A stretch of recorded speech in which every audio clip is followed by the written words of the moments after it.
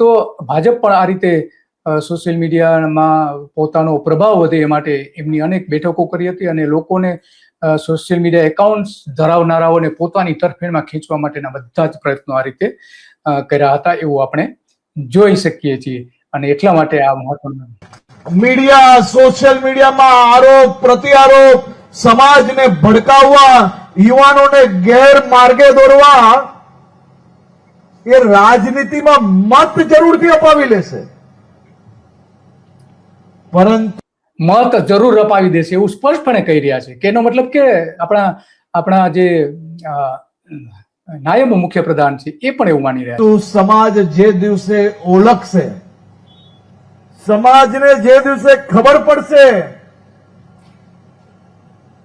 કે આ તો માત્ર ને માત્ર મત બેંક માટે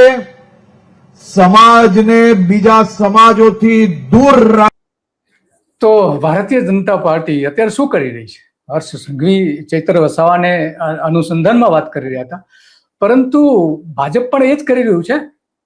તો સમાજને વિભાજન કરવાનું કામ કરી રહ્યા છે હર્ષ સંઘવી. સવાલ એ આવીને ઉભો રહે છે અને એટલા માટે આ મહત્વની બાબત બની જાય છે. જે હેઠળ મહાનગરોથી લઈને નગરો સુધી, જિલ્લા પંચાયતથી લઈ ગ્રામ પંચાયત સુધી